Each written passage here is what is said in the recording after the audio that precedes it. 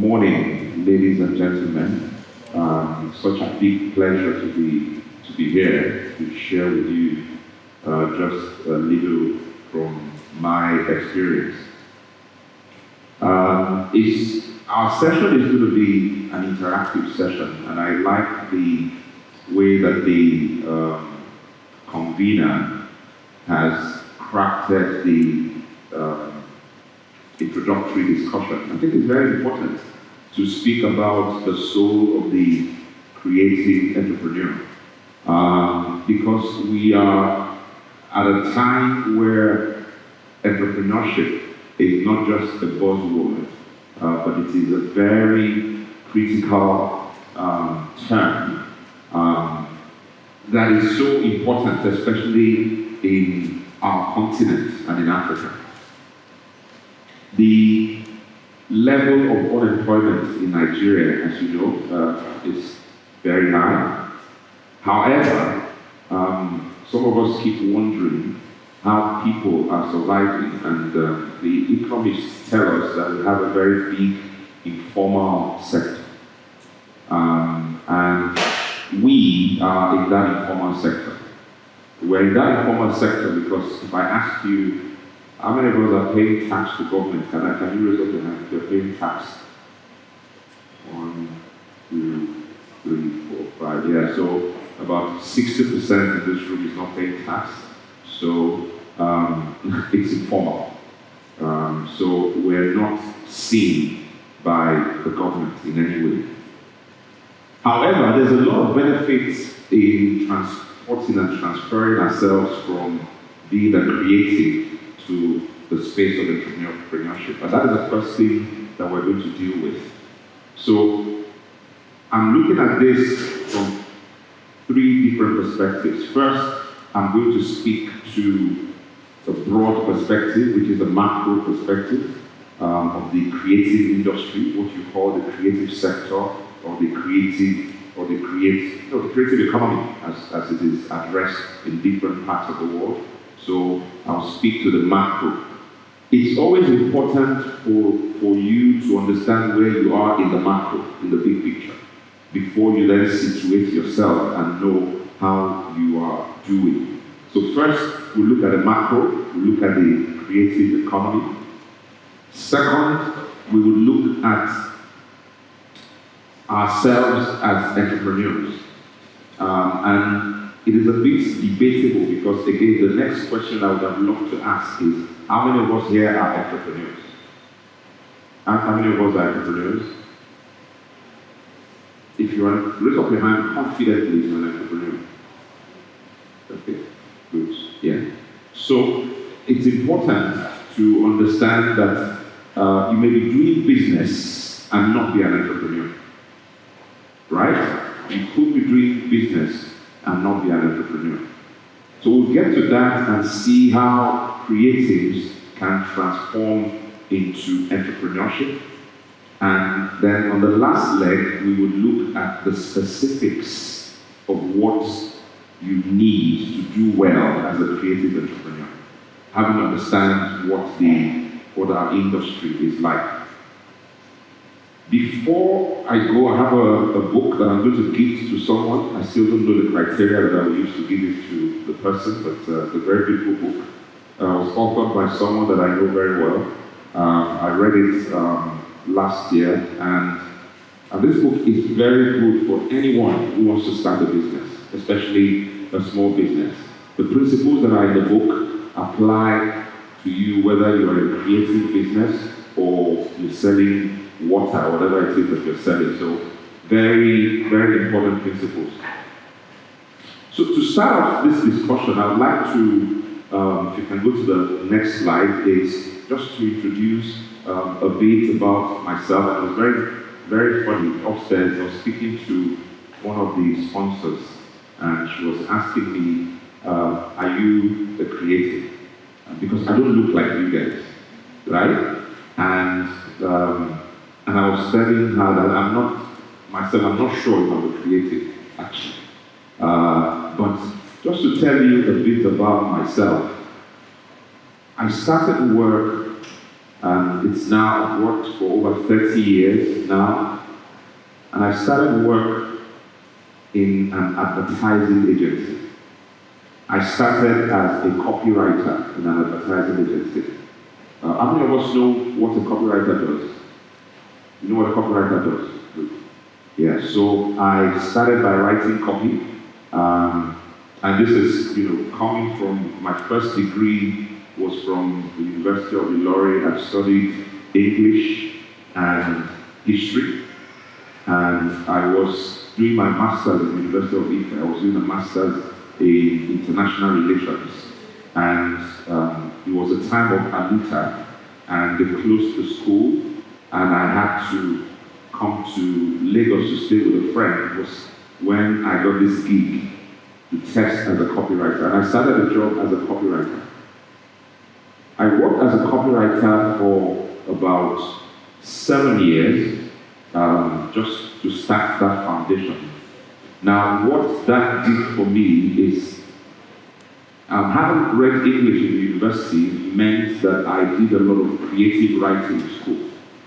But what copywriting did is very quickly switched me to mixing creative writing with commercial writing. The copywriter is writing a script and is writing it based on the brief that is coming from a company or a business. And he's writing with the visuals in mind, he's writing with the picture in mind, he's writing a commercial, whatever the expression is, and he's writing with an understanding of what the end picture would be. So that was a very good foundation for me to enter the business. But subsequently, I then moved from that to direct marketing. And I started doing work in a direct marketing company, first as a client service manager, and then subsequently I became the general manager of that company. And then, fast forward, I joined the telecom company just before launch. And I worked with that company, they launched, worked for about 7 years, and then after 7 years, I then came back to what we call the agency side. And I've been on that side now for a lot of time, working with different clients, crafting creative solutions for them, working with partners to deliver whatever the brief says.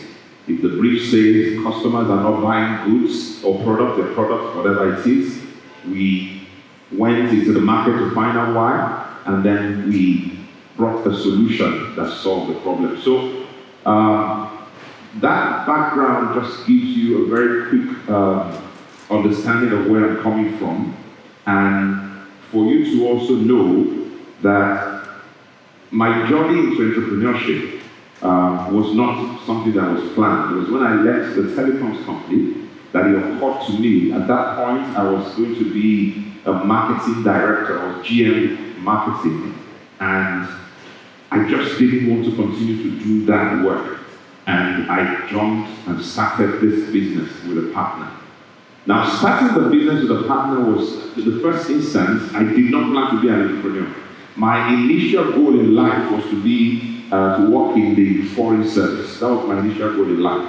I wanted to study, that's why I studied international relations. I wanted to work in the Ministry of External Affairs and then be one of those ambassadors and all of that. But my journey into that advertising agency kind of brought me into the marketing side. And then after working in the telecoms company, in that space, I saw the kind of commerce that was going on, and it was very clear to me that I was not going to be an ambassador or anything like that anymore. And I had to then, as an entrepreneur, once you started the business, I had to learn a lot of things. And that is why it's important to situate the word entrepreneurship. I had to learn a lot of things, and then learning those things, which I learned theoretically, and then physically. Because I've seen those things practiced in different businesses and companies, it was kind of easy, but for the first time, coming close to them really looked like it was the same thing they were practicing. Because remember, I come from a very large company, and I'm seeing how they do their planning.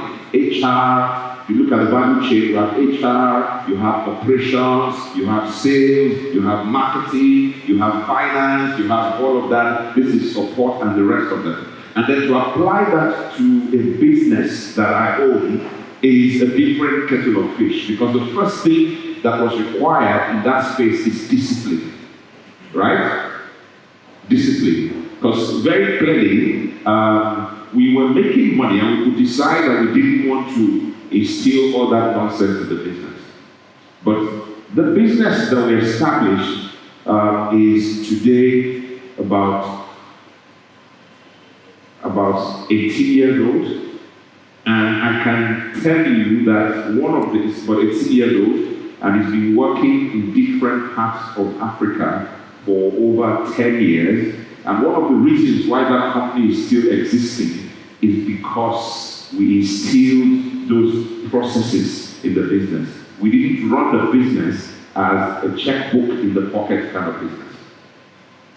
And that is the issue around entrepreneurship. And if you decide that you want to be a creative entrepreneur, that is why you need to understand that what you're doing is you are distressing certain things that you have learned as a creative, and you are activating some other side of skills that you never learned as a creative. Right? Am I speaking to someone this morning? In my work as a pastor, I always want to know what the congregation is feeling. So I'm going to be asking you from time to time if you're getting what I'm saying. So, and that is why this is important. To go to the next slide, is when I went in and I just did a prompt into ChatGPT, and I said, give me the visual of a creative. It gave me one. Then I went back and said, give me a visual of a creative entrepreneur. It gave me a different one. I was wondering, so which one is a creative, which one is a creative entrepreneur? Raise up your hand if you want that. Yes. Creative on the left. Are you sure? Who agrees with it? You have put it. Yes, you are right. So there's a difference. There's a difference. And having gone through that, it's a difference that cannot be overemphasized. So let's go to the macro very quickly. Let's go to the next slide and begin to look at this industry. So two different sources. If you want to understand the breadth of the creative economy, the United Nations Trade and Development Organization, called UNCTAD, has a lot of solid materials which are very useful. And the second one is the IFC. IFC is the private business side of the World Bank.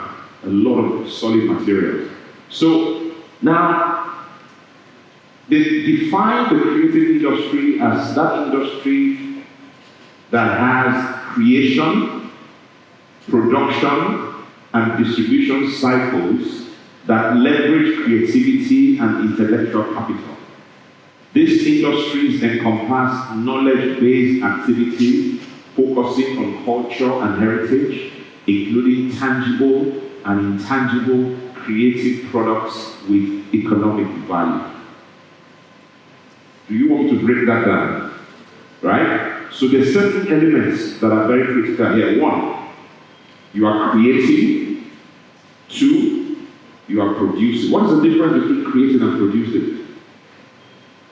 What is the difference between creating and producing? You are an A students. Okay, so the difference between creating and producing, right? So you are creating and you are producing. Then the next one is distribution. Of course, we know what distribution means, which means that the work that we do, we then, carry it into the different channels. And that leverage creativity and intellectual capital. Do we understand intellectual capital? Do we understand intellectual capital? Because that's going to be one of the most important things we're going to talk about today, intellectual capital.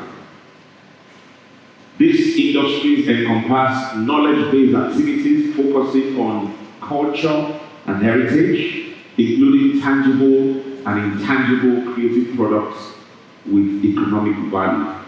Is that definition easy now? Do we get it? Do you understand it? Okay. Now, if you look at the gamut of services that are provided here, you have advertising services, architecture, engineering, and related technical services, audiovisual, multimedia, and photography, books and publishing, design, product, graphic, and fashion design, cultural and natural heritage, manufacturing of crafts and design goods, music, performance and visual arts, software, video games, computer and web services, and research and development. Now, if I ask, how many of us operate? This is very obvious. How many of us operate in this space?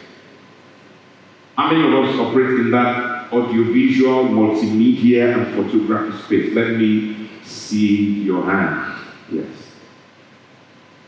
Okay, thank you. How many of us operate outside that space, in another space? Okay, can you tell me which one? Design, okay. Web design, okay. So it's difficult to pick a certain one because I have a number of. Name them, if there are 10. Design, products, graphic, yes. Fashion. For research and development, yes. Yeah. Music, performing arts, yes. Okay. Yeah. Crafts and design of goods. Okay. Yes. Okay, good. I think someone else raised his hand. Yes. Engineering. Engineering. That's very. The lady with the baby. Performing arts and craft design. Excellent. Thank you. So a lot of us here operate in the audiovisual, multimedia, and photography space. Yeah. And then some also around that. So, this is the definition of the creative industry, and this is what the different elements are. If you go to the next slide, and let's look at some of the trends in terms of global revenues and deal flow. First is that in total, the annual revenue globally from this industry is about $2 trillion, right? The number of jobs that are supported is 50 million plus. The multiplier effect is that for every dollar that is spent in this industry, there is an increase of $2.5. Do you understand that? And I'll explain why. For every dollar that is spent in this industry, it multiplies by 2.5. And the GDP 2019 for this industry was $3.5 trillion. And the global GDP contribution is $3.1. Now, one of the biggest assets of the creative industry is that it employs a lot of people. In any economy, what you tend to find is that it could be number one, maybe number two, or number three in terms of employment. And that is why for a lot of what we do in those sectors that we show, we have a lot of people that work within that. The typical size of businesses, a lot of times, especially in Nigeria, in this sector, are micro businesses, right? You are aware of the classification micro, SMEs, MSMEs. Have you heard about that before?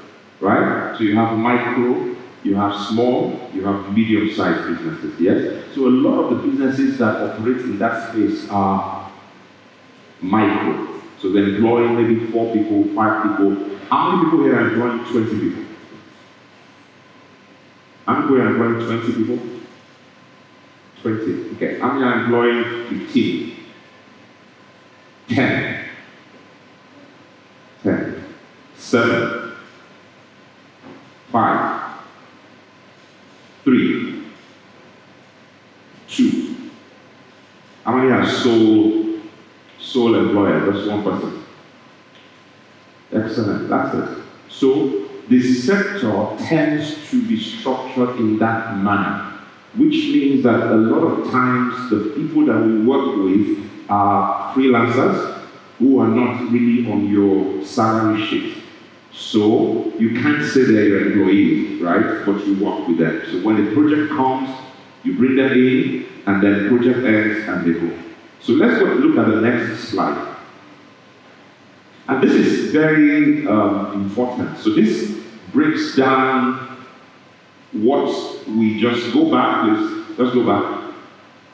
Go back. Yeah, thank you. So this breaks down this revenue because it's important to know where you have the highest revenues in that sector. So go back to the next one now. So when you look at this on the left, for example, it shows us that this is delineated between goods and services, right? Goods are items that are physical, right? Do you understand? So this is a good, right? Fine. Services are different. So an MC service is not a good, it's a service, right? Consulting is a service. So it shows us that the contribution of creative services is what percentage? Is about 2 times the size of creative goods. The total revenue in Nigeria is put into about $1.6 billion, right?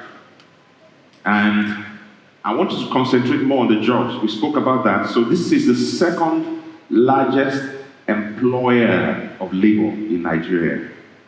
And that is why you hear government always talking about the creative industry, the creative industry, the creative industry, the creative industry.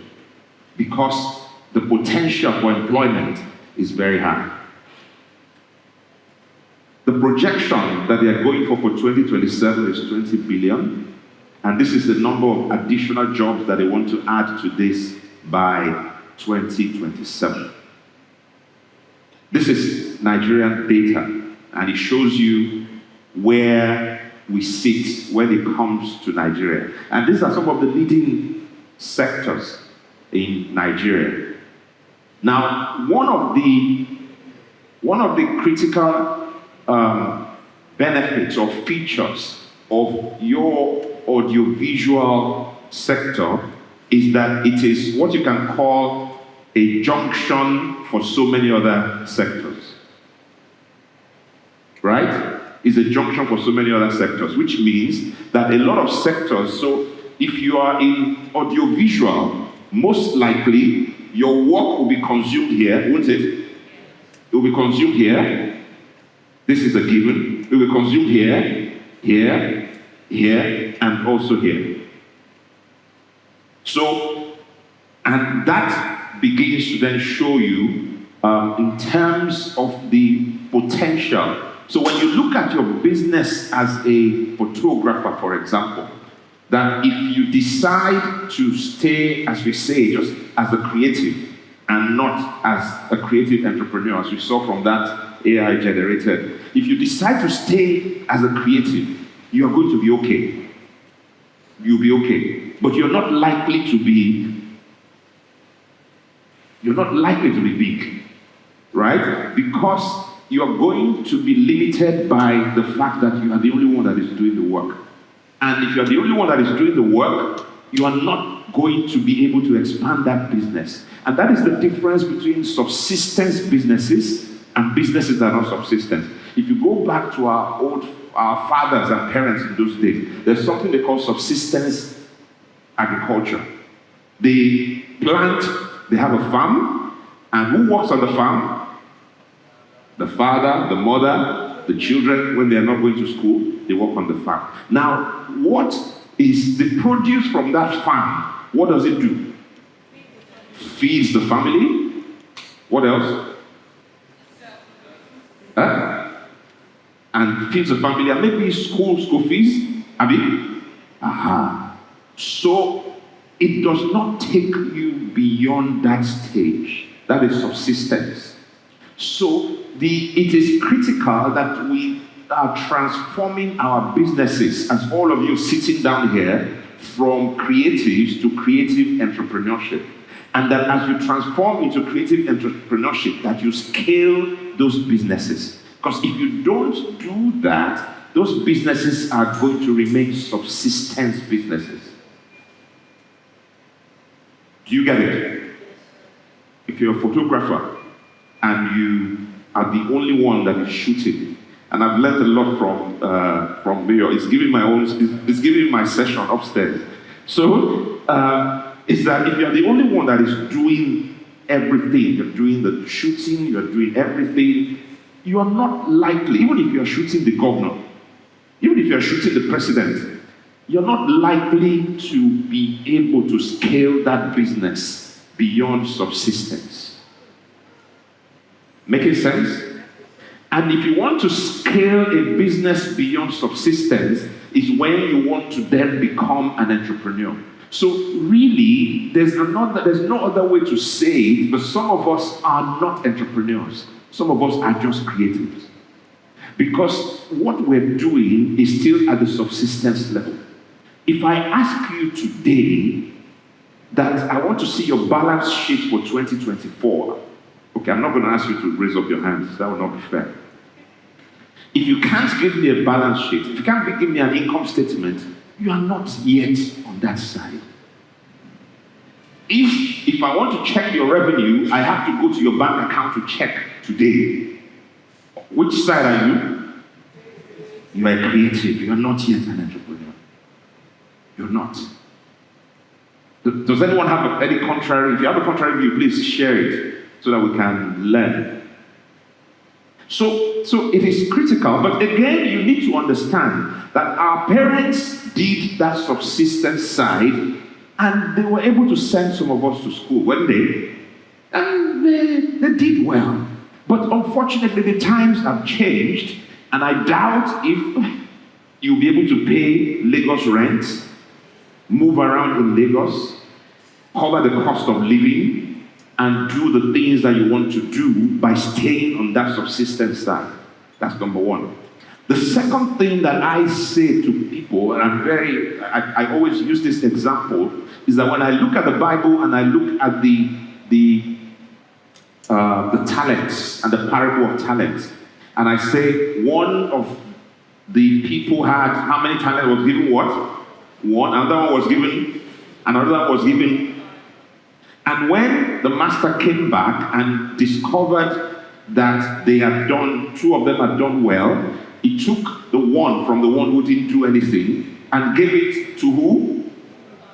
To the one that had 5. So we have just this life to live. I'm not aware of somebody who died and came back. So my principle is I must amplify this life that I have to live. And I must live this life as if I'm not just living it for myself. So I'm not living life for subsistence. I don't know if that is the way you are living. Do you understand? So it is critical. And I must encourage you to do that, because if you were in Europe or America, it will be different. Because in those places, the economy is doing well. So you can have one crazy guy that says, I'm a freelance photographer, I just take one job in a year, I go around, I travel, I do all of that. He doesn't have any family to support. He doesn't have any ecosystem to support. But we in Africa, you have 10, 20 people that are attached to you.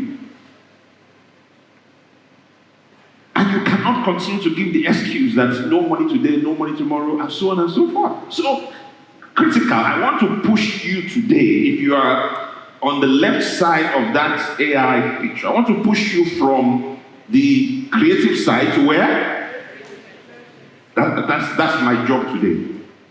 That is my job today. And that's why I've started with this macro. But let's go on. Because that transformation there's a journey on that transformation. Next slide, please. And this is the best time to transform. This is the best time to do what we're asking you to do. Why? Because the impact of technology, digitization, and artificial intelligence has created a situation where this is the best time to be a creative. Do you agree with me? You don't agree with me? This is the best time, really, to be a creative and to then transform that. If you look at some of this data from the kind of disruption you've seen. Now, think back to 20 years ago would be when? 19? Okay, let's go back. Let's go to 1990. 1990. Who was here in 1990? What was can you remember one music track from 1990? One song from 1990 that was popular? You can't remember. Can someone remember one music track that was popular in 1990? Stop.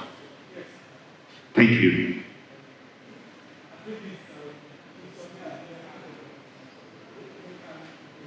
Okay, that's if you love me, you go. Exactly. Do you know that song? Sorry, okay. Do you know that song? You know that if you look at music at that time, the highest earning from music was from what mode of distribution? CDs. Was it CDs then? Cassettes. When I was in the university, the happening guys would have a Maxell cassette, Chrome, and they would put, a mix of all the music, and that's what we use for parties. So, evolved from that to CDs, evolved from that to what you see here, which digitization has caused. This says that in music today, the artist earns the highest amount of money from where? Physical performance. Right? The next one is what? From downloads. The next one is what? Streaming. And then performance rights and the rest, and synchronization. Before now, in the 1990s and the rest, because we didn't have the kind of digitization that we have today, this was not possible. Do you understand? So when you released an album in those days, you depended on physical outlets to distribute. But now, the revenue is showing that with the digital disruption that you've had, that you're having a lot of distribution in those digital outlets. So you don't have to you don't have to be Premier Music that has a shop in Alaba, one shop in Isaleko. You don't need that anymore. Your music today can get all over the world immediately that you release it. It's the same thing for movies, isn't it? It's the same thing for photographs, isn't it? It's the same thing for fashion, isn't it? And most importantly, in the areas that we don't pay attention to, software. Software. That is the people who build the Spotify's and all those software, is that, it's almost like water. It's become something that is consumed all over the world. Am I still making sense to you? Right. So, this data is very important, and it looks at a country. You know Korea, don't you? You know South Korea. Right? South Korea, 20 years ago, their biggest export was electronics. Right? This data is from 2021. The export revenues from this boy band. How many of us know BTS? Yes, from BTS. How many of us know Squid Games? Huh? He's laughing. So the revenue from these two is $12 billion, right? The consumer electronic export in that year was $4.7 billion. And why? Why is this so? Because before now, if we didn't have digitization, they would have to plant it in cinema houses, right? But now they don't have to plant it in cinema houses. Why? Because of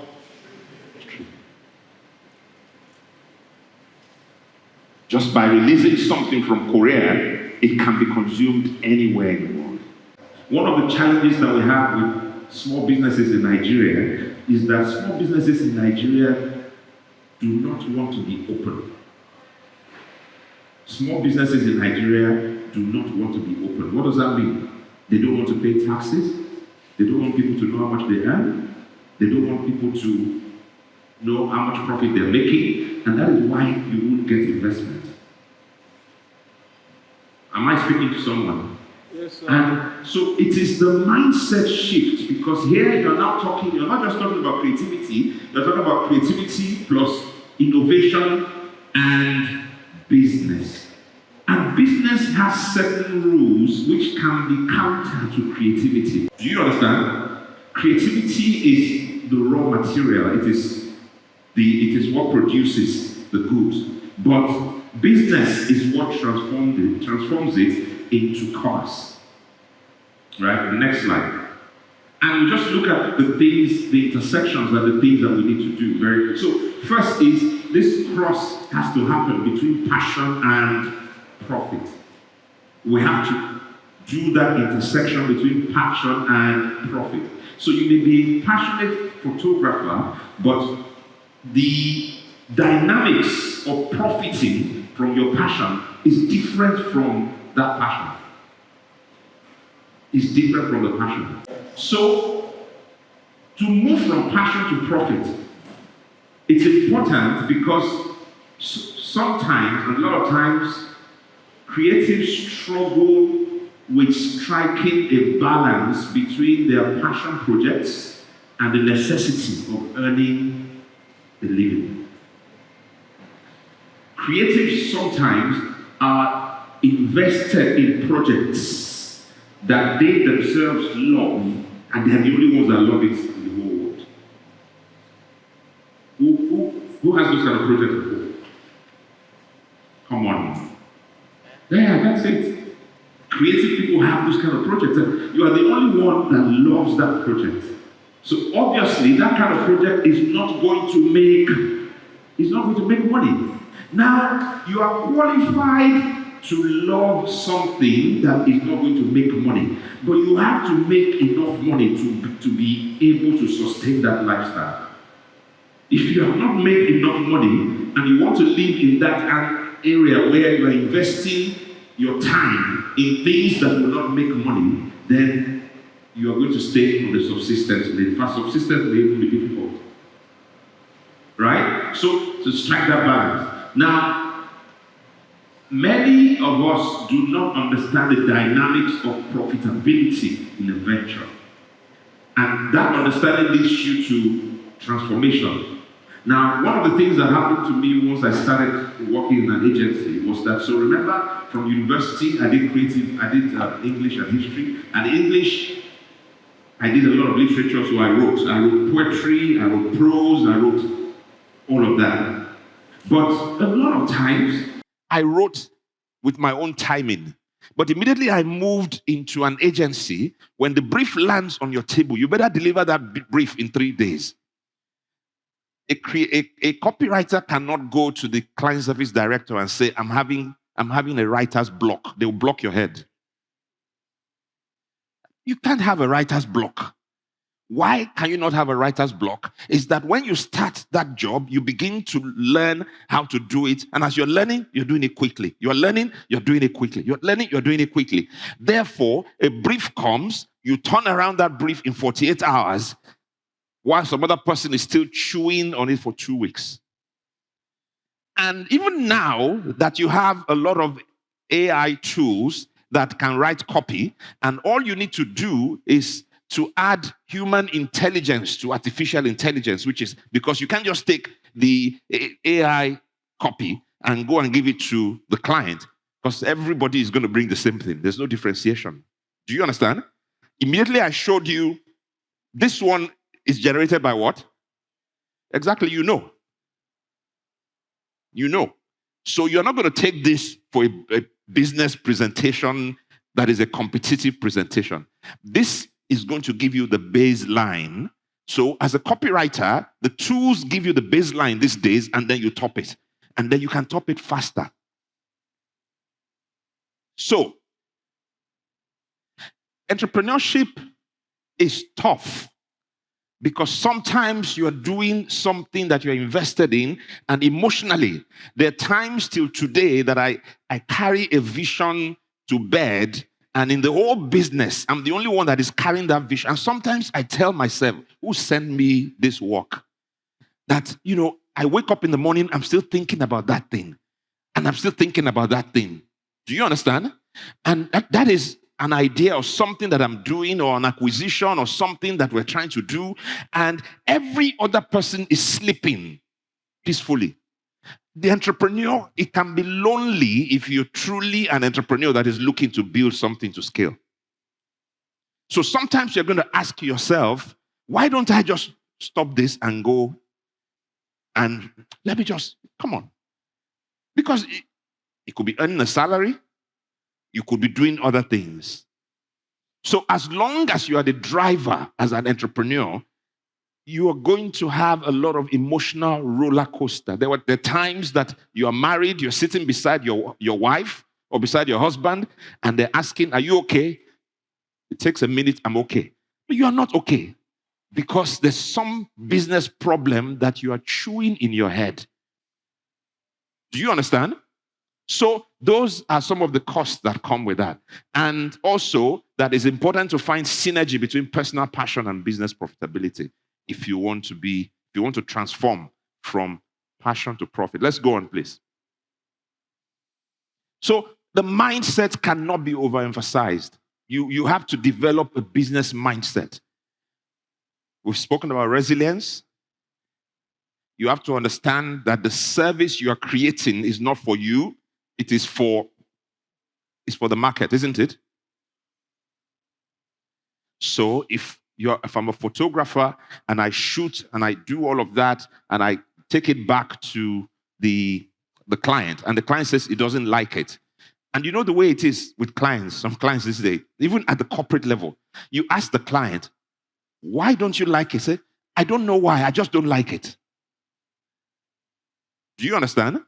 So at the business to business level, what makes it easier is that we commit the client to write a written brief.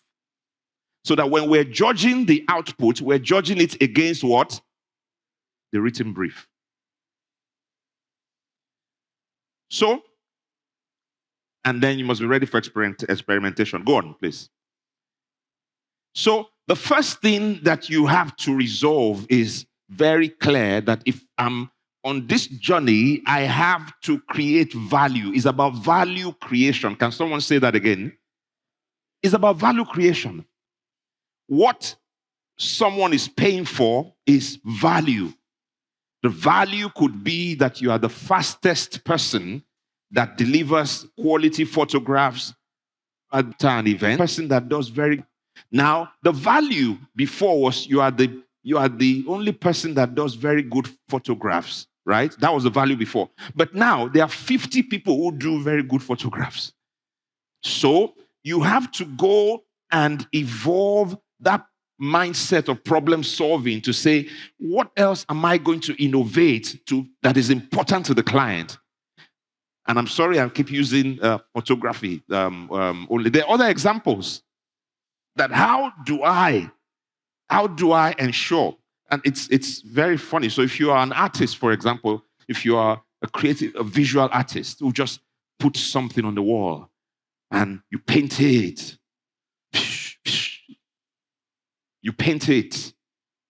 and then you bring it out after 3 months of painting. You come out, or everything was very dirty. They don't care. Just bring it out to an exhibition.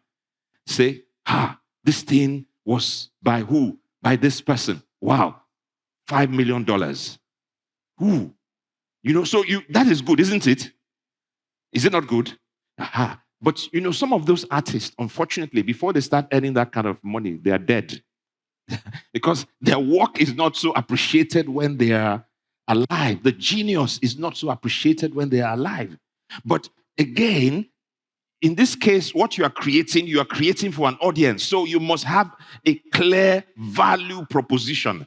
And that means that you must understand your consumer. You must understand what the needs are. You must understand what is evolving on the needs. You must understand what they are saying. You must understand what they need, but they don't know. There's some things that your customers need and they don't know. And if you provide it, they are very, they jump at you. So that is important, the importance of that value proposition. Who are the people who need these services? What is the value proposition? How is it unique? And how can I validate it? It's very important. The value proposition is the value, because the exchange between you and your client, whether your client is one-on-one or your client is 1 to 1,000, is value, isn't it? What is a value proposition of Canva, for example? Can someone tell me? What is the value proposition of Canva? How many of us know, how many of us use Canva? Okay, what is the value proposition of Canva? Why is Canva making money? It has a lot of varieties. A novice can actually leverage on it to create your own design in your comfort home. Okay. And you are exposed to a lot of maybe branding, personal use, a lot of... I get it. You get it. You understand. Who else wants to go for it? Yes. What's the proposition? We'll take you and then we'll take him. Yeah. Yes. I think there's a lot of small businesses. Sorry?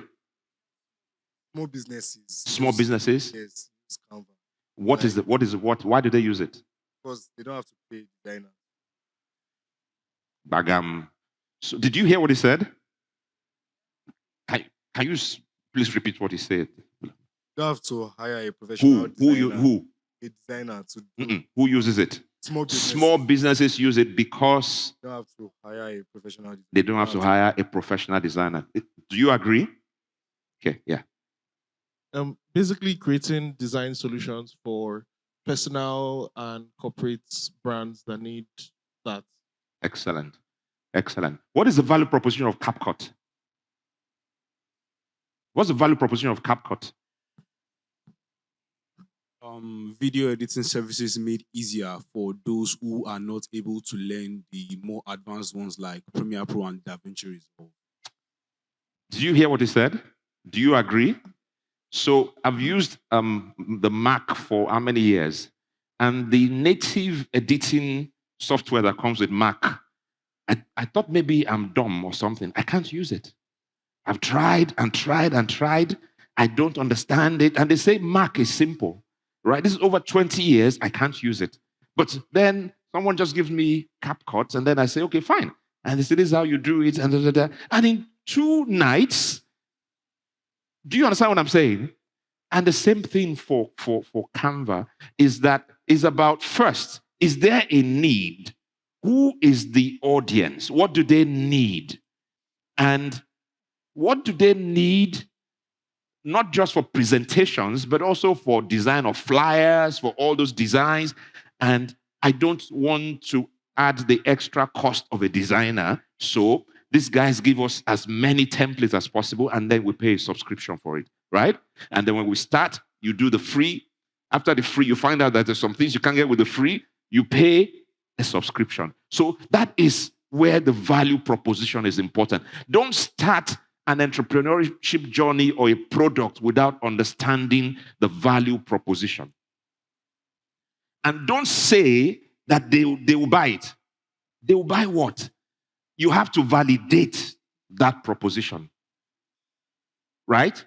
That is what entrepreneurship does. If I write poetry, in fact, the more people who like the poetry, the more I'm not a good poet. Do you understand? If you have public people say, I like... The reason Wole Soyinka is because a lot of people don't understand the English. And a lot of people are, studying the construction of the English and all of that. So, but it's not the same thing with this kind of business. Next slide. The value creation is very important, which is value proposition. 2 is the business model. The business model answers the question, how do we make money? Any business where we have not answered the value proposition problem, we should not move forward. After we have answered the value proposition, the next thing we should answer is what? How do we make money? Because if we can't answer this question, then we should just go home and do something else. Right? Should go home and do something else. So, it's how do I monetize this creativity? Who are the partners that I need in this nature? What are the key services? What are the channels? What is the cost structure? What are the revenue streams? And so on and so forth. I'm sure that when we go to the next level after this talk, you will get more granular examples. Because sometimes what you think you need to do to make money is not what you need to do. Because if you understand the business model, the cost drivers, and the revenue drivers of a business, your next investment is going to be different. And sometimes we make an assumption that this is what I need to increase. No, I need to increase this, I need to increase that. That may not be the problem, but it is about understanding the business model and the revenue streams. Very critical. The next one is that as to move from that creative to a creative entrepreneur, at the soul of this is you answer the value proposition problem, you answer the business model problem, you answer the business fundamental. Because now you are a business person, so you must answer the business fundamental. Very important. What is the structure of this business? What is the structure of this business? What are the elements that help in producing the service? Who are the partners that I must be sleeping at their door every day because they are the most important partners to me? Who are the partners that they are not very important? I must understand all of that in terms of understanding the business fundamentals. I must have a good view of financial literacy. If you want to be an entrepreneur, and I learned that a long time ago, you must understand finance. You must understand finance. And this is the other thing, and we'll come to structure in a minute. It means that there's certain kind of companies where you know that if I learn this till 50 years, I cannot learn this, then you need a partner who understands that side of the business. Am I making sense to anyone? Yes, you cannot do business today and you don't understand the financials. You can't. What is the cost of sales or cost of service? What is the operating income? What is the gross profit? What is the net profit? And more importantly, these days, unfortunately, what is the tax man going to take from you? What are the regulatory issues around that business? So the business fundamentals are critical. You must understand marketing. And I think Topper was speaking about your brand, which is part of marketing. What is your brand known for? What is that brand? What is it? What is the difference between marketing and sales? What's the difference between marketing and sales? Can someone tell me? If you're a banker, you can't answer that question. Because to a banker, marketing is sales, sales is marketing. What is the difference between marketing and sales? Hi. Hello. Yeah. Good afternoon. Thank you. My name is Olaniro. Marketing is advertising your services to your potential audience. Okay. And sales? Sales is the final process of the marketing process. I mean, the final step of the marketing process where you convert. Thank you. Make the sale. Fine. So one is push, the other is pull. Which one is pull? Which one is push? Are you sure? Okay, so you're right. So, but marketing does not start with even advertising your service. It starts with understanding what consumers need. Then it goes to having understand what they need, crafting a product or service to address that need. After you've crafted the product or service to address the need, then you look at this service or product, and then you determine what price you have to add to it. That's number 2. So product, your price. Number 3, how am I going to distribute it, which is your place. And number 4, how am I going to promote it, which is the advertising that you are speaking about. But well done, very, very good point. So the job of marketing makes sales easy. Does that make sense to anyone? Marketing makes sales easy because I'm making a choice between two brands of table water based on the marketing that has been done over the years, and I therefore choose not to take one or take another one because someone has done that job, and the sales job becomes easy. So these are critical and important understanding, and then legal. Now, this is critical, especially for creatives. There's our IP, which we're going to talk about sometime down the line. But legal is very important, and we'll talk about legal as it ties to structure in a minute. Please go on. I don't want to take too much time, so I can. And then the structure. We spoke about structure earlier. Just hinted about that. What kind of structure do you want to have? A sole proprietorship or a partnership? Let's just look at those two and not even look at the rest. So are you looking at a sole proprietorship? So if you need the skills, you need first the creative skill to produce the product and all the rest, then the skills for management, which is finance and the rest of them. Then do you need a partner who has those skills? Some partnerships, you have two people or more who have different kind of skills. One person is marketing. In some partnerships, you know that this is the person that sells. This is the salesman, but this is the one that does the product. Right? So, do you want to operate a partnership or do you want to do a sole proprietorship? And then you're building the structure for the long term. You have to get lawyers and financial experts. So, if you don't have that finance skill in-house, you have to get someone to do it for you. Right? You have to get someone to do it for you, because sometimes I've seen businesses that think they're making money and they're not making money. Because especially in some of the businesses that you do, you have fixed assets. Your fixed assets, your camera, your equipment, and all of that you're supposed to be depreciating over time, which means you're taking a provision from your account and you're putting it somewhere as a provision, which means that when you want to now buy new equipment 2 years later, you have made the provision for that, but you're not even depreciating. And you say, I've made profit. You're not making profit. You're not making profit. It is the day that you want to buy a new camera that you realize that there's no profit. Because you're not looking at depreciation. You're not looking at all of those things that you need to look at. So finance is very, very important. If there's anything I will say that you must learn, I say you must learn finance, please. Because creative people can create. Sometimes they finish the creative and they do everything. Somebody else is taking the finance, which means the money is gone.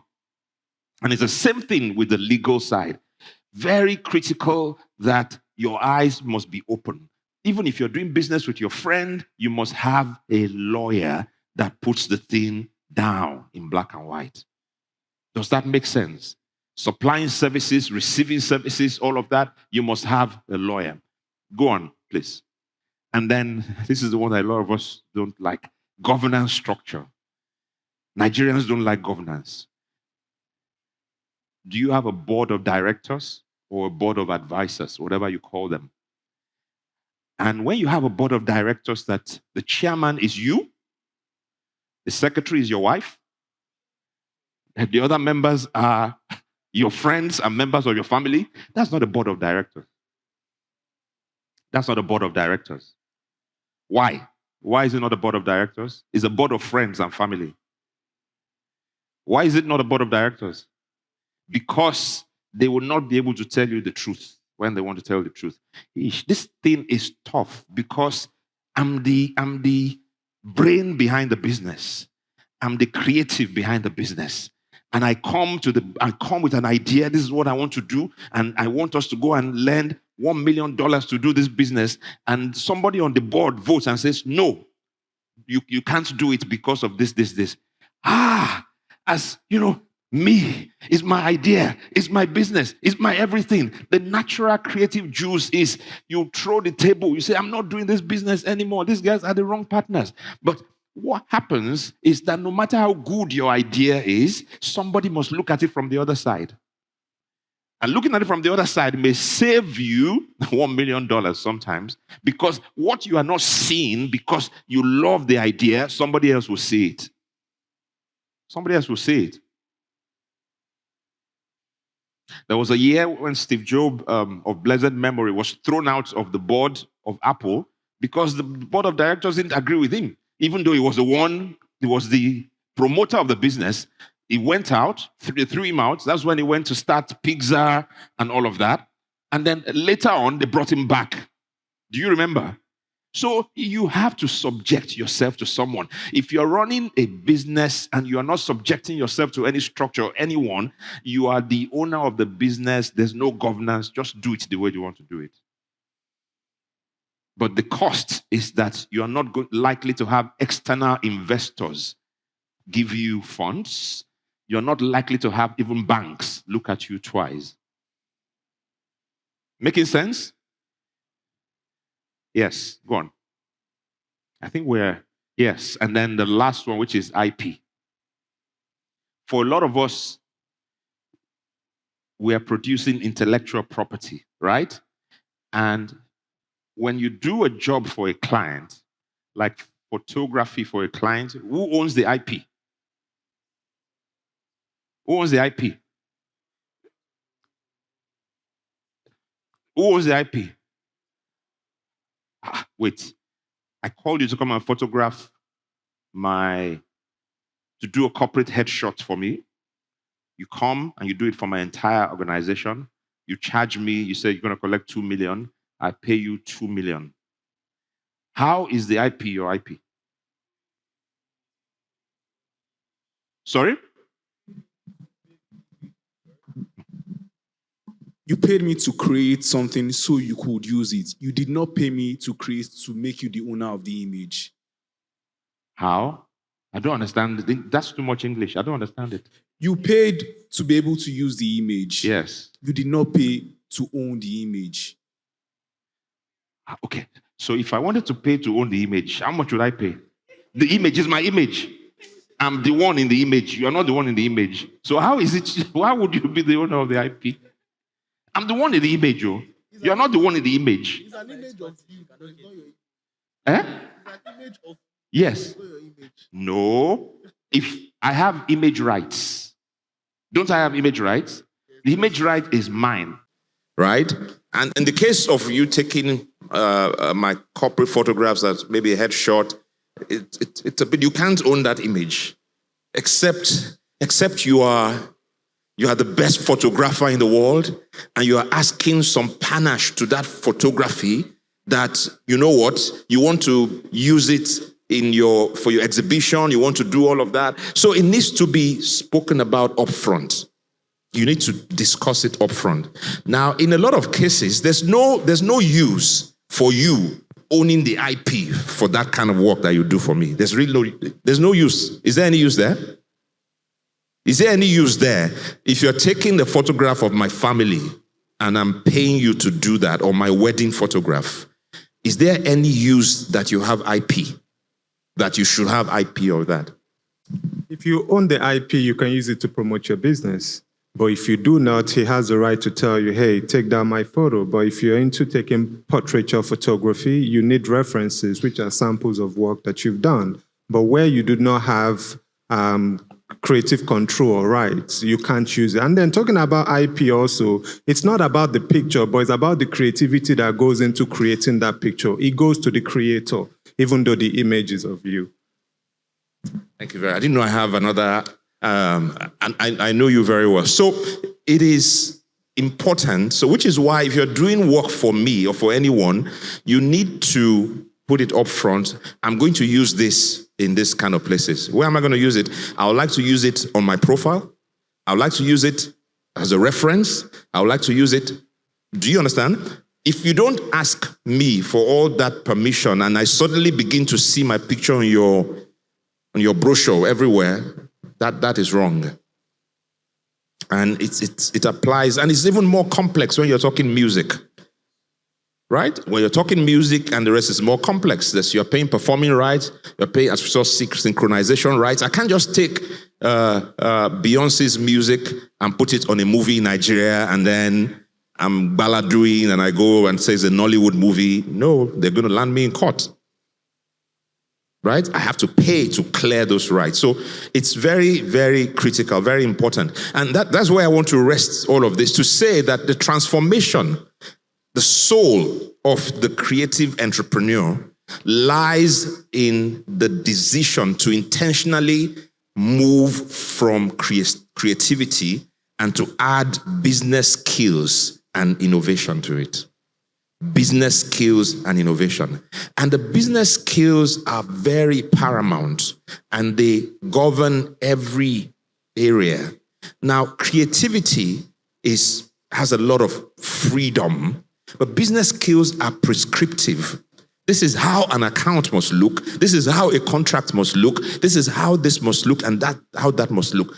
I must, as a business, not be someone who says, you give me a job to do, so the only document that you exchange with me is your invoice. No, you are a creative, you're not an entrepreneur. Right? It's not just an invoice that you exchange with me. You should have something that is a very small contract, which is, so for example, when we work for any brand and we're doing a promotion and somebody wins a prize or whatever it is, before you even participate, you sign a clearance form. The form says, I can use your image in my promotion. The form says, I can do this, I can do that, right? Remember that Saka and who was the other person now? It was Etisalat, wasn't it?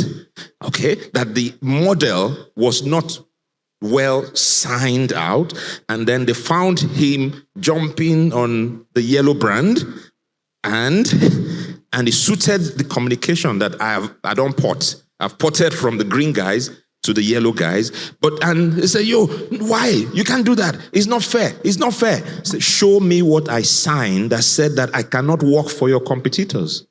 So means to do that, you must have your documents, you must have your documentation, and you must have those processes. Process, document, and then governance, and that capacity is very important. So, do you have any questions, please? Any questions so that we can? Thank you very much for all the knowledge that you've unpacked. So what I want to ask is, for a startup, for example, yes, is there a system that helps us identify that I'm starting out now? Yes. This is what I need. This is what I need. Yes. I'm going to the next level. I'm bringing in this. I'm bringing in. So is there a system that can help us identify that, you're passionate about this thing? Yes. Right? Let's say, for example, you're an artist, like you draw or you paint. Yes. And then you be like, oh, you're passionate about this thing. You've maybe produce like 5 or 6 artworks. Yes. And then you're starting to see that a lot of people are buying into it. Yes. And then you'll be like, okay, people are starting to buy into this.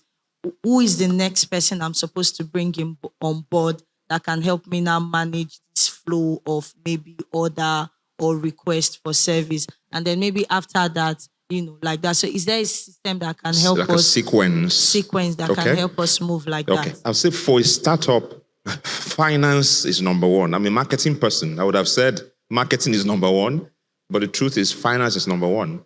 Because sometimes when you start at that scale, your product, you're allowing the product to market itself through the few clients who are buying. So finance is very key, which means, and these days you have software that you can actually subscribe to that just helps you, because in other places, and Nigeria is going to become like that very soon, any kind of trade that you do, you have to pay taxes.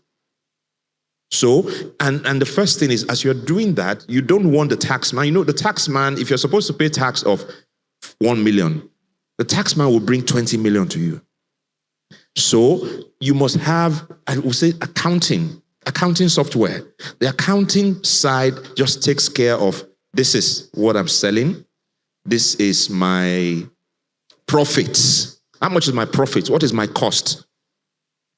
Accounting is very important. And I never knew I would be saying this anywhere. It almost looks like that person that says, that movie where it says that the person, used to lie and then sometimes starts telling the truth and doesn't understand anymore. Finance is very important. Finance is the lifeblood of any business. Because there's so many businesses that have beautiful businesses, but they were not making money and they are dead. Finance is the most important. So you've determined your value proposition. You've determined your business model. This is how much and all of that. Finance is important because finance tells you if you're making audio money or real money. Finance tells you the people that you owe. So finance is very important. I would say after finance, legal. In fact, I would say both of them, the lawyer and the finance, they work hand in hand. Because again, as you're doing this thing, even as a startup, you are signing some things, and some startups have signed their lives away before they make money. They've signed away the entire business because they're signing a contract. They don't want to spend money. They don't take it to a lawyer. And the person that is giving it to them has strength of negotiation at the beginning. You are small at the beginning. This person is big and he wants to buy 50.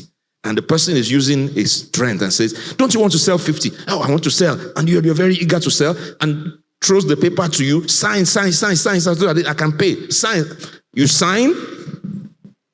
You have not just given the guy the goods. You've given him all the rights. You've given him all of that. Your lawyer and your finance people must sleep on the same bed as you. I don't mean that literally, but that is critical. And then you can then look at the other things. Hello. Thank you so much it was a very insightful session. And I had a bunch of questions. I was just writing them down. And one of them is that you mentioned that it shouldn't be your invoice, just your invoice. That you start a business with. That you share with a client. Or it should not be. So it shouldn't be, there's this, my Igbo brothers kind of, I just give you invoice, right? The invoice, if you look at a good invoice, an invoice is a contract. The invoice is a contract, right? As a small business, the invoice should not be the only document that you have. That's the point I'm making. The invoice should not be the only document that you print. In some places, even the receipts. That's as I'm starting them. And it's not just you. So when I started my first business, letter-headed paper, we printed letter-headed paper, we printed receipts, and we printed invoice. That was what we printed then, not this business. That business name was Advantage. That business didn't do kobo, just died like that. Because you need to put the thinking behind it. The people I'm working with, do I need to sign a contract with them? If it's a contract, do I need to put it on the invoice so that the invoice says I'm delivering in 30 days, I'm delivering in 60 days, I'm going to get paid in this way or that way. So don't just print a receipt. That's actually what I mean. Let's take, for instance, as a photographer, somebody... Cinematographer, yes. As a photographer. A photographer, yes. Somebody contacts you for a shoot. Yes. And what's your rate? You give them your rate. Yes. And what other documents would be ideal, particularly to also cover what you mentioned about image rights, usage, and all of those things? What kind of how do you structure the document that you are also safe for your business and the other person is also safe? And in more like an extra part of that question is how I don't know, for every other person they probably are very okay, but how do you structure your financial inflows? Yes. In a way that, because somehow to an extent, I still find it difficult trying to discern what exactly is profit and what is not. So how do you structure it to the way that it covers for depreciation, like you mentioned, costs, tax, yes, expenses, yes, remuneration, profit, equipment, savings. Excellent. So, and also including paying yourself. So, you're a very good man. Because you have to pay yourself. Yeah, so how do you structure it? So let me not take that in this session. I think he would take it in his session, right? I've had a discussion with him upstairs where he educated me about the photography business.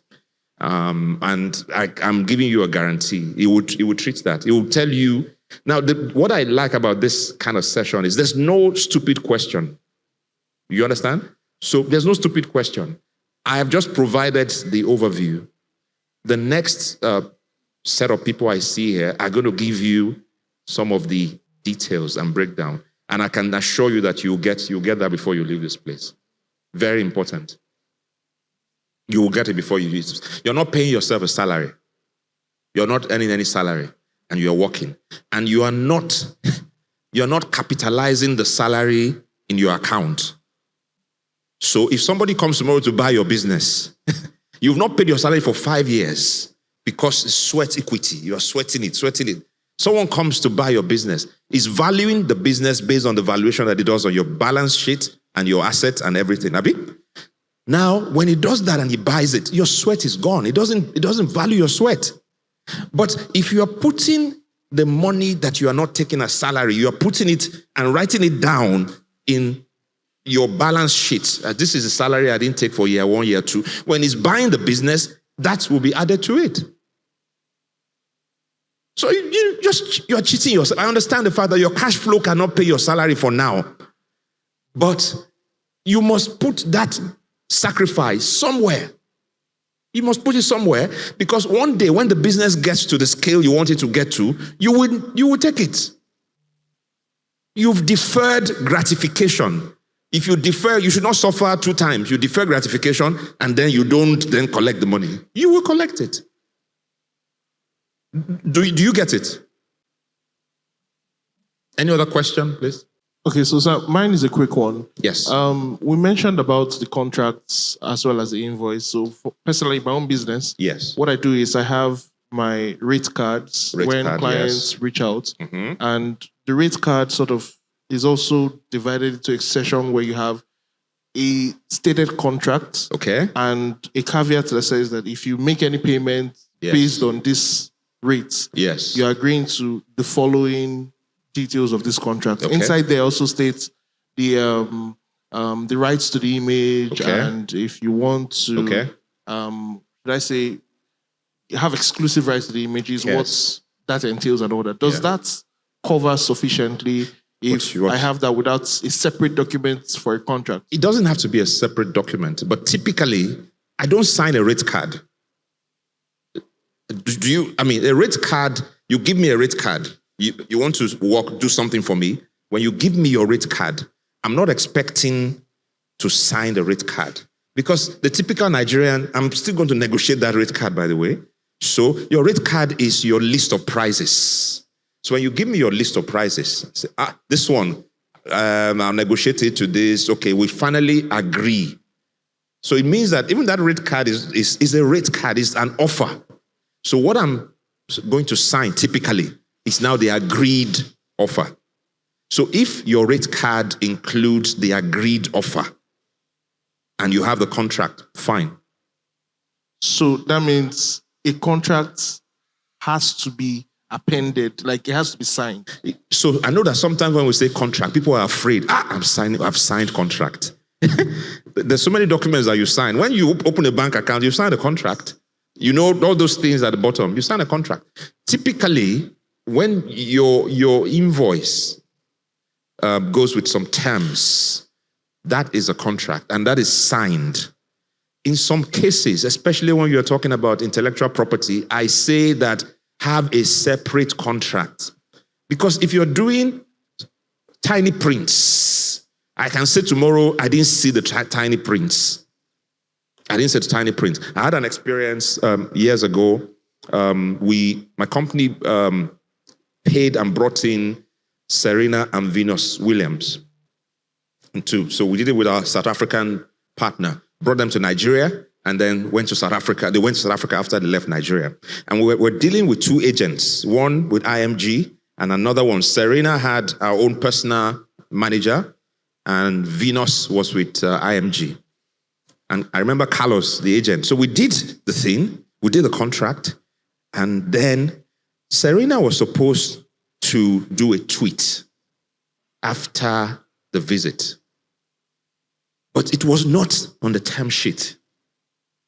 It was a tiny thing. It was not on the term sheet. This is how many years ago? A tweet is simple now. Do tweets. Do this tweet now. You have gone back to America. Do this tweet. The babe no do tweet.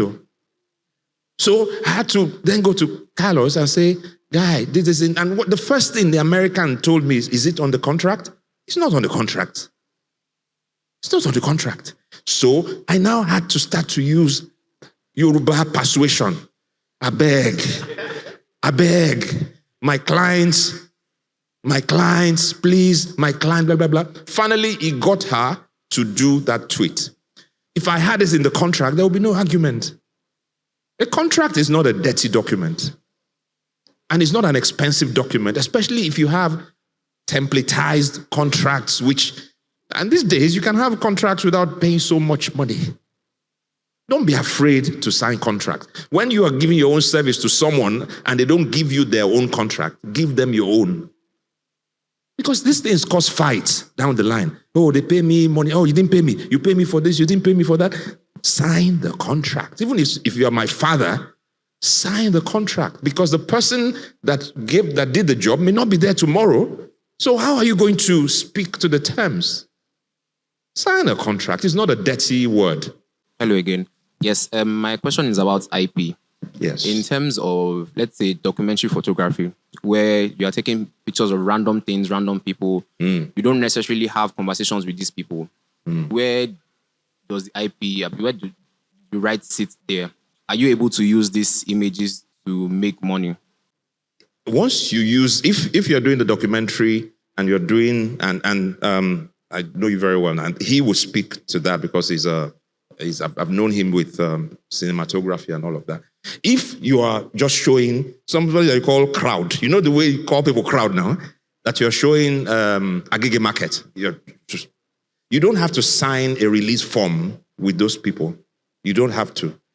But if you do that, and then the camera stays, for a few minutes on this guy, and then after that, I take this guy's image and I use it to make money. You have to settle this guy. You have to. Because this guy has become like a model. Because you are using his image to make money. Do you understand? If I come to this room now, you guys are very educated and very nice. I can't just, if I take the photograph like that, and I'm for the purpose of news, this happened on this day, blah, blah, blah. I don't necessarily have to pay you. You understand? I don't have to have a contract with you. But if I then use your image, your image now in this group photograph to make money tomorrow, you better come after me with your lawyer. In situations where you're not able to have conversations with these people, let's say you're in a moving car or something, and you just take a picture. And you use it to make money. Don't use it. Don't use their image. If you work for the kind of brands that I work for, this is the age of skepticism. Everybody is looking for a way to take everybody to court. Everybody is looking for a way to take everybody to court, especially when it's a big brand. You're working for MasterCard. I show your picture and your beard, and I use it for something, and I don't. You're going to come after MasterCard. Before you come out, your lawyer. This nice face I'm seeing now will be different by the time they write me. Right? We had a promotion last year.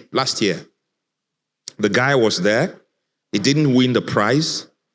They had signed release forms to say, yes, they're part of the promotion, they come. He didn't win the prize. Someone else won. It was a draw, which was done electronically. He wrote an email, and when he wrote the email, he composed the mail. He didn't look for MasterCard Nigeria. He looked for MasterCard America. He was looking for chairman, I'm sure. He was looking for the top officials, legal, regulatory, this one, that one. Then he did the mail, long mail. Say there was fraud in your office in Nigeria. They rigged the promotion. They did this, they did that. Bang. Psh. When the thing got there, of course, immediately they referred it to their legal. Legal sent it to Nigeria. The Nigeria marketing director then talks to me and say, please, can we? So I called up the guy. I say, what is this is the mail that you sent. At first, no, I didn't send it. It was, Did I send it? You sent it. This is your email address. You sent the mail, and this is what you claimed. So we had to produce the evidence and the contract you signed to enter this draw. You knew it was going to be an electronic draw. You knew how the electronic draw would be. So, and it was supervised by the Lottery Commission, supervised by the FCCPC, supervised by Lagos Lottery Commission, Jesus Christ. So, when you see that, the guy dropped it immediately, and then MasterCard forgot about it. If it was to the contrary, we would lose that contract. And that's the difference between making money over 10 years and being cut off. You have to do that. If you cannot clear something, don't use it. Must you use it? Think of the costs that if you use it, and then this is what is going to happen to you. So let me just add to it, because I used to be a documentary photographer, right? So one thing you need to understand is that, especially when it comes to documentary photography, is that you know that image when you take it. You know it. You will take several photographs when you're on the road, but that particular one that you know that will make you money, you know it. Immediately you take it, go to them.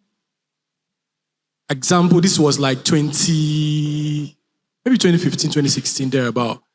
If you guys know August Udo. August made a photograph of a kid in the stadium. You know when you go to Larry Stadium, there are kids doing karate classes. And that kid was on the floor spread out, like their legs, like you see the Karate Kid thing. He made a photograph. Union Bank, the agency that worked for Union Bank saw it. They wanted it. Somehow, there was no clearance on it. The artist released now. So, the image was used. The boy he just went back, saw the coach, told the coach about it, gave them some money. Immediately, the image went on the billboard. The boy who was just a boy now has a lawyer. And the lawyer are now asking for more than what they had paid them for the job. So, as a photographer, documentary photographer, you do street photography, carry your camera in one hand and carry your release form in the other hand. That's how I work. Because you never can tell when a client would want that photograph that you have. And by that time, something might have happened, like my boss said, something might have happened to the person. But if you didn't have that clearance, and it's just about asking, really. Hi, I took a photograph of you, and I'm a documentary photographer, and this is what I do. Sometimes people buy my images, sometimes it goes on print. I saw your own, I know it was good. So, should in any case that happen, can I have a phone number I can call you? Be human first, right? That's all I'm trying to say. Thank you very much, sir. So we have room for only 2 more questions. 2 more questions. So I'll let you choose. Thank sir, you very much for so that for I will not be the wicked MC. So pick 2 people, sir. You're making the job difficult. So, okay. Please keep your hands raised so there's a lady. So I'm sure it's not a question. It's going to give us insight. Oh. I'm sure it will give us insight. Wow, insight. So I have to choose because she's a lady. Wow. Such a gentleman. That's a 2, Abby? Or No. Since you said that's an insight, pick another 2 questions. Okay. 1 more question. He's pleading with his eyes. Okay. So you raise your hand first, Abby. Okay. So I'll pick him, and then sorry, I'm not picking you, so I'll give you the book.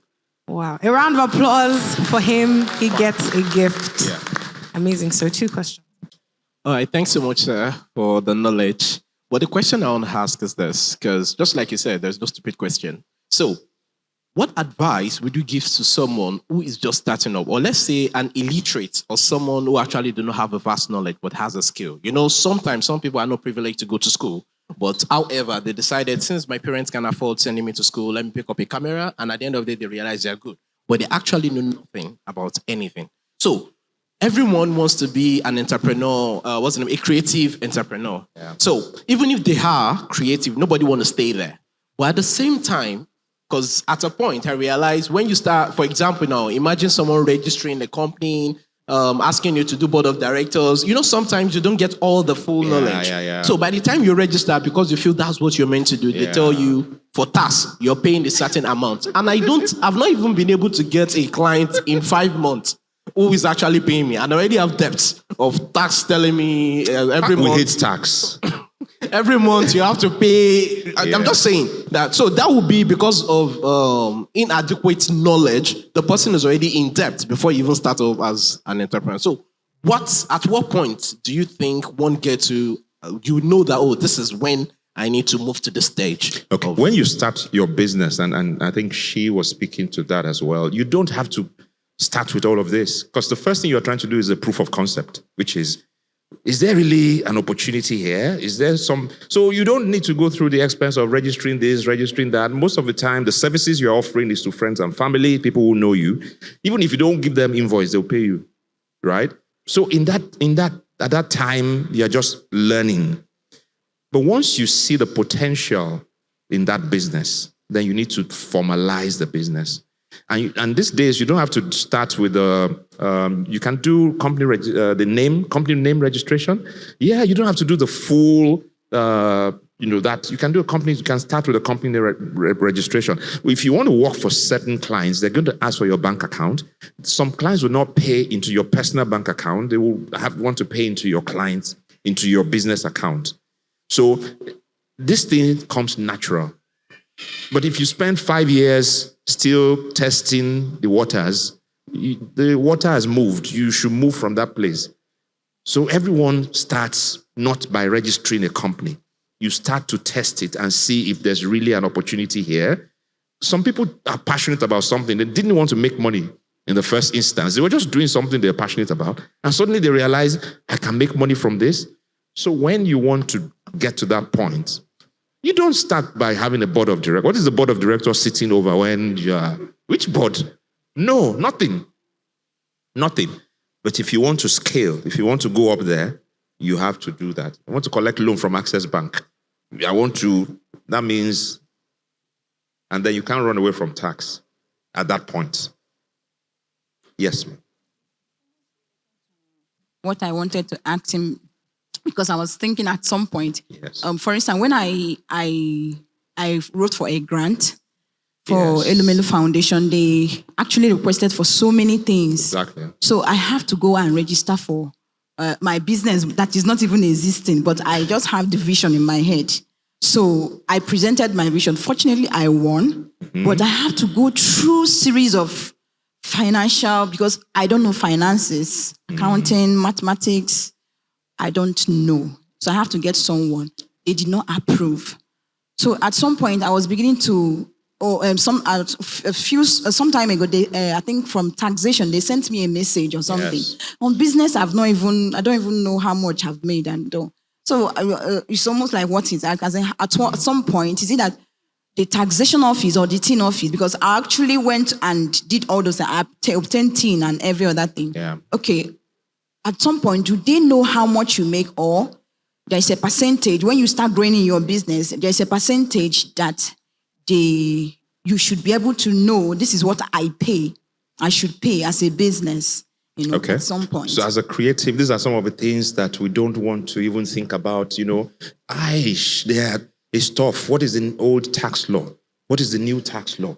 Which is a tax? There's payee, there's company income tax, there's education tax. There's, which other one?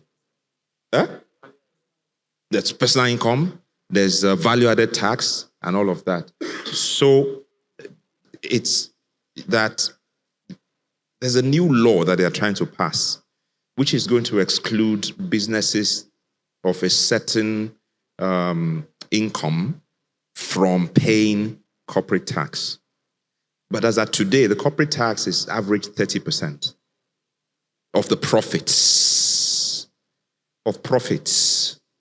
Company income tax is average about 30%. It's a percentage, maximum 30% of profits. If you're making 200 million naira profits, why can't you pay 30% now? Plus, again, if you have a good tax consultant, there's some things that can give you tax savings so you don't pay the 30%, right? There's certain things you can use. There's withholding tax. which is, let's not talk about tax, please. Right? But so what is happening is that you're going to have a lot of tech companies that will give SMEs a platform. There's one that I know someone is working on, which is you just sign up for this.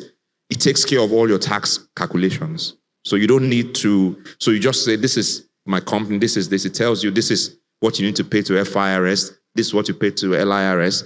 And they're also trying to streamline so that you don't pay to 20 tax. It is tough. Tax is tough, right? But don't start a business thinking about tax first. There's certain grants and certain things that you want to do that if you are not formal, you can't get it. You can't get certain jobs if you don't present your tax certificate. So you'll have to, someone will sublet the job to you, which means your margin is going to be reduced again. So formalize your business when you start to coast, when you start to fly, formalize the business.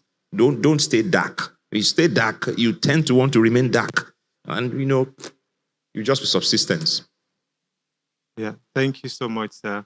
I just wanted to answer his question about clearance and to add to what Uncle Tunji and the gentleman said. So one of the things that we do is that, say for instance, you want to take photography here, you can't go to everybody and get permits from them, honestly. So what you want to do is that you want to have something printed at the door that says photographs will be taken here or will be filming here. If you are not comfortable with that, kindly leave. So once you walk into that room, once you're walking into that place, and for instance, there are projects that we've done for Google that once those documents are not there, in fact, when you are part of the things that you submit to them is like a photo of that thing, like the way that thing is, it must be included.